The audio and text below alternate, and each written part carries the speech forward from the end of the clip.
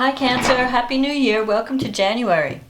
And this is Teresa from tarotbyt.com, and I'm getting ready to do your love TarotScope. And before I do that, I want to call in some good energy for the new year and for January. And I want to say thank you for liking and subscribing to my channel. Thank you for commenting. And for those of you who have ordered readings, thank you. I appreciate your support and your business. Thanks. So we have a full moon in Cancer, your sign, on January 1st, and then a new moon in Capricorn on the 16th, and then a full moon eclipse on the 31st. So we have two full moons in the month of January. So let's see what's going on for Cancer for this month. What does Cancer need to know about love and relationships for the month of January? What do Cancers need to know about love and relationships for the month of January? Let's see what we got.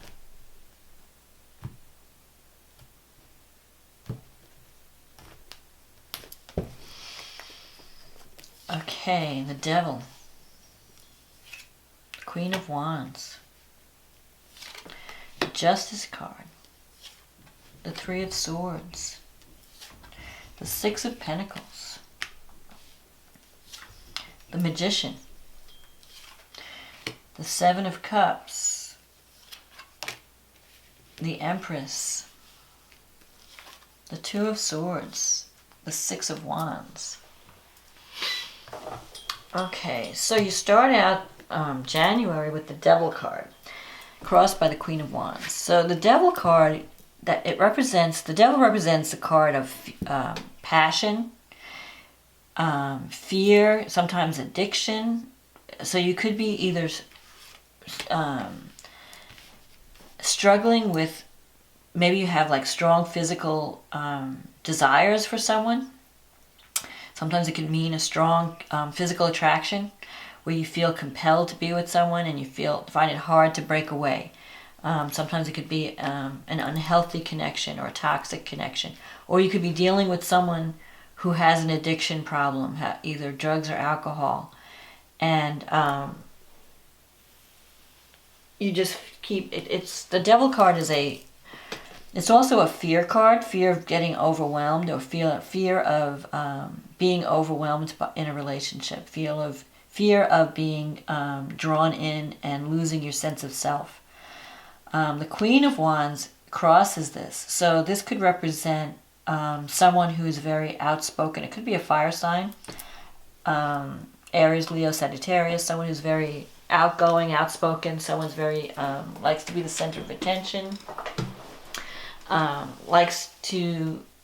afraid of speaking their mind, is a good leader, a good manager. You could be attracted to someone like this. That could be someone that you're dealing with. Or it could also mean that you need to take a leadership role in your life to overcome whatever is dragging you down. If there's some relationship that's toxic, or if there's some situation that you feel compelled to be in, but it's not healthy, not a healthy attachment, you may need to tap into this energy, the Queen of Wands energy, to find a way out of it, to find a way to break free of it. So the Justice card and the Three of Swords is in your past. The Justice card comes up when you're waiting. You might be waiting for a decision to be made. It could be a legal situation and you're waiting for an outcome.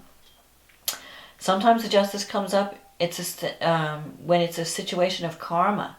So you could be involved in a relationship that represents some type of karmic tie, where you have like issues to work out with this person.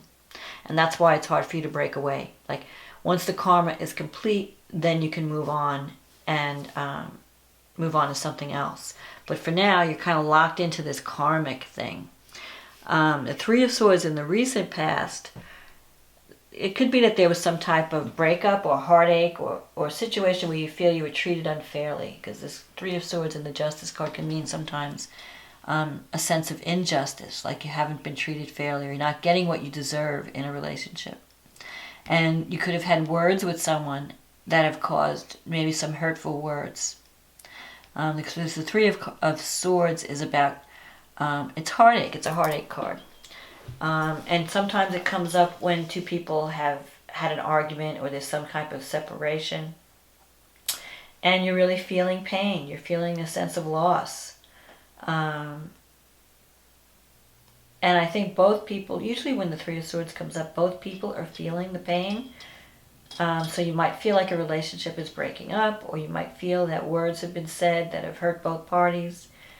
And even though there's pain and there's a sense of loss, there's also a sense of deep attraction, a deep connection, a strong attraction, a strong connection. So it's like a part of you wants to break away from the relationship, but a part of you feels compelled to be in it. And there could also be, here you have the Six of Pentacles, a situation where there's an imbalance in the giving. The Six of Pentacles represents give and take in a relationship. And sometimes that could mean that one person's doing all the giving, one person's doing all the work in a relationship, and the other person's not really doing their fair share. And it could be in a financial situation, like one person's paying all the bills and the other person's not doing anything. They're just profiting off of the other person. So you could be taking care of someone and you feel like you're being taken for granted, or you're being taken advantage of, that you're spending all your money, you're doing all the work to try and keep things together, and the other person really doesn't care. They're not sharing they're not pulling their weight. So this card is a reminder that you may have to set boundaries, and you might have to you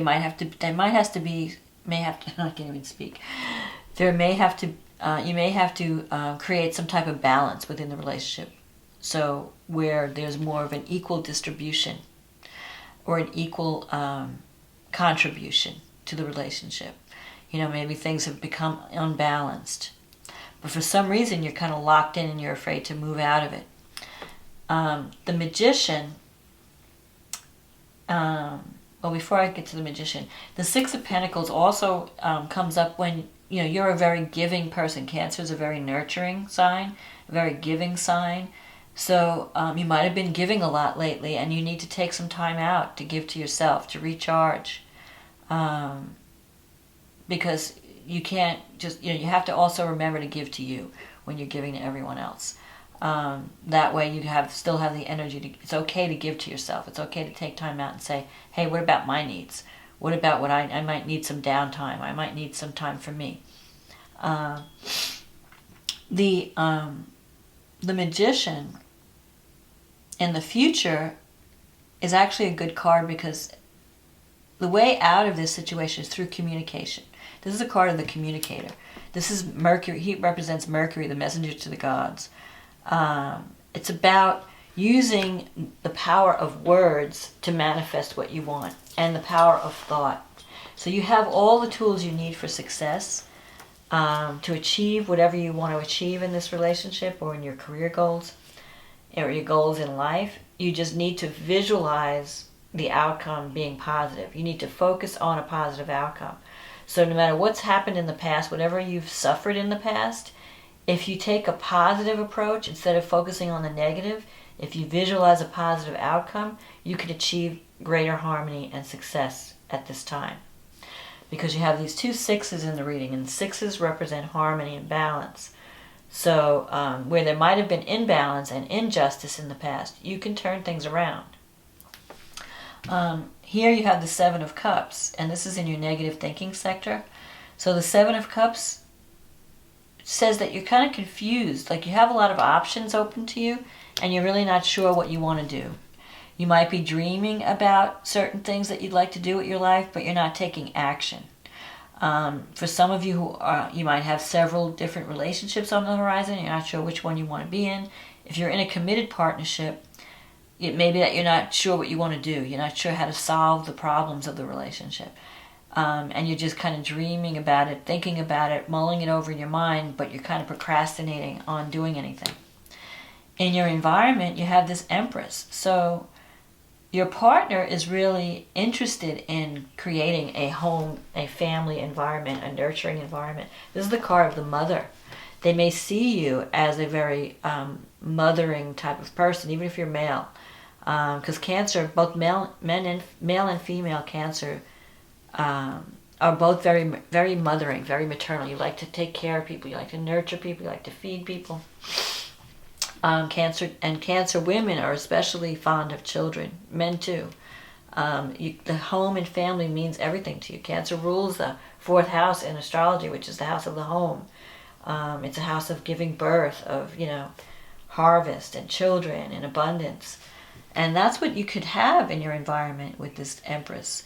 You just need to focus on being more nurturing and less critical. There might be, and maybe also you have a situation here if you've had a falling out or an argument with someone, if you're trying to patch things up in a relationship, it may be also with this Two of Swords that both people are on the fence and neither one is making the first move. Like you're waiting for that person to approach you, they're waiting for you to approach them, and so nothing is happening. You're kind of just on the fence. You're kind of like, I don't know what to do. I don't know how the best way to move, the best action to take to make what I want to happen. Because this is the card that falls in the position of your wishes and your hopes, but also your fears. So you're afraid of taking the wrong action and you're afraid of making a move. So you're actually choosing not to do anything, not to decide. But at some point you're going to have to decide. And the best way out of this situation is to sit down with the person and have a heart-to-heart talk and say, explain what you need, explain what's going on, explain how you're feeling without being accusatory or reactive, and overcome your fear. You might have a fear of intimacy even.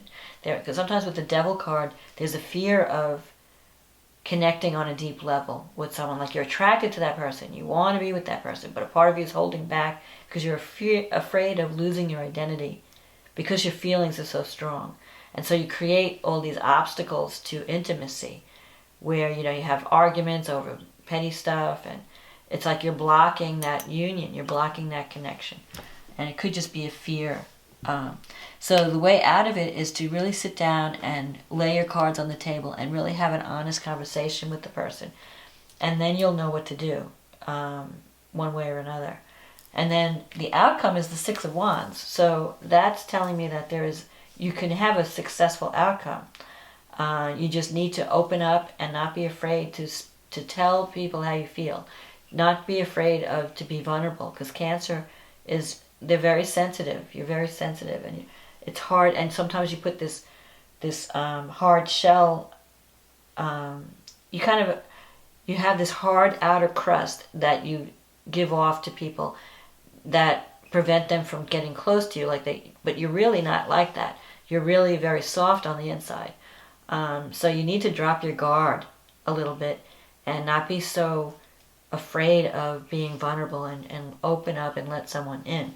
And I think then you can create more harmony in a relationship.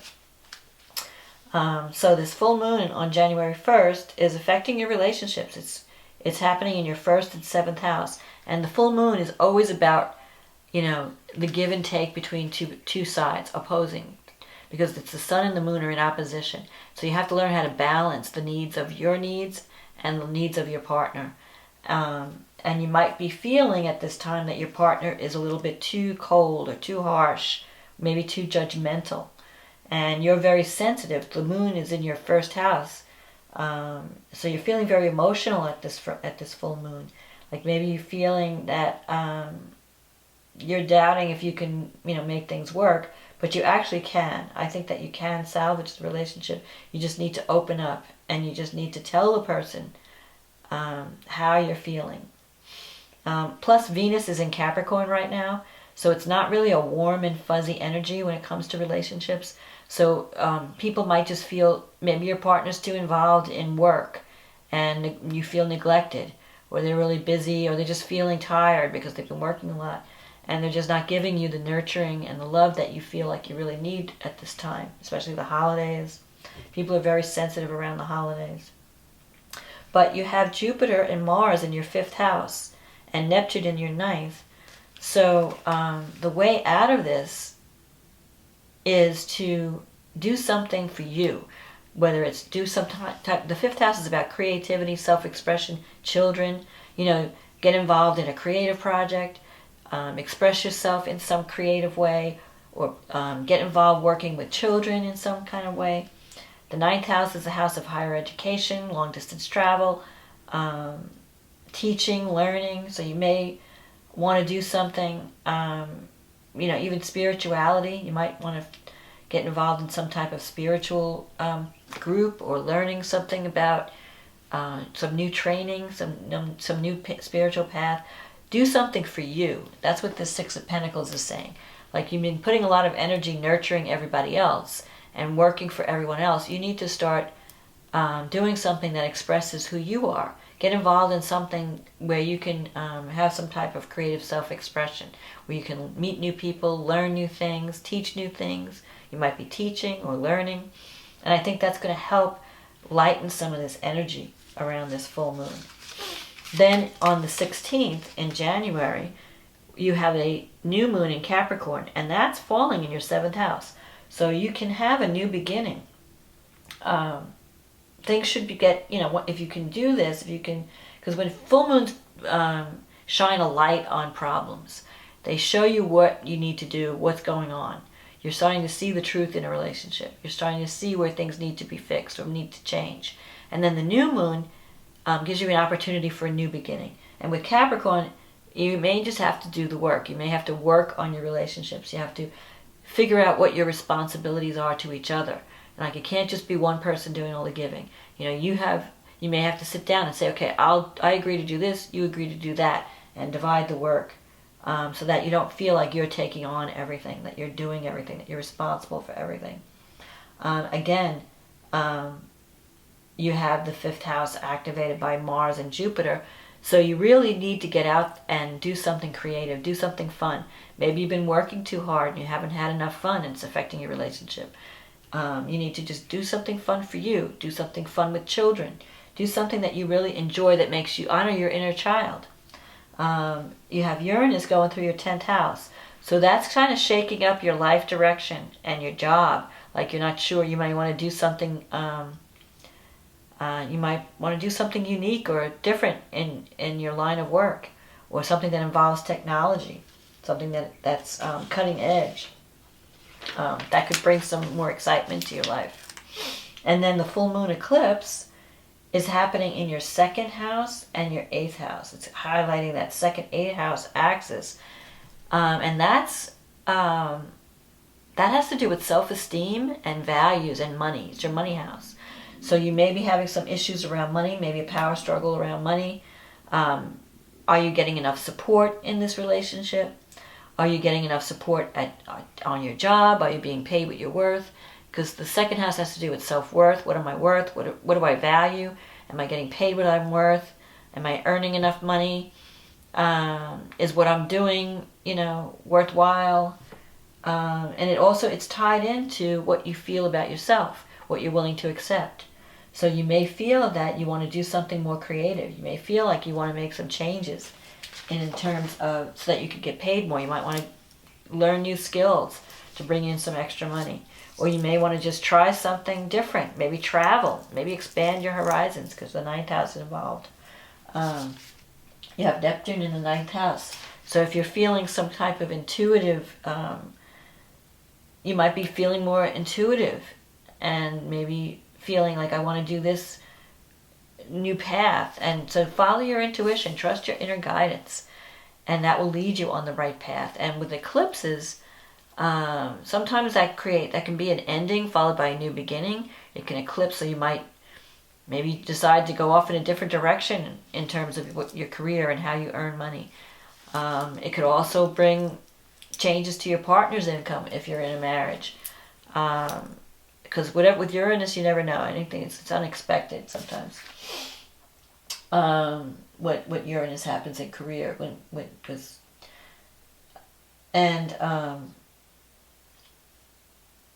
Jupiter in your 5th, Jupiter's still in your 5th, so it's actually, for those of you who aren't dating anyone, Jupiter in the 5th could bring a romance into your life, and it could be a good one. It could be one that opens you up to new types of creativity.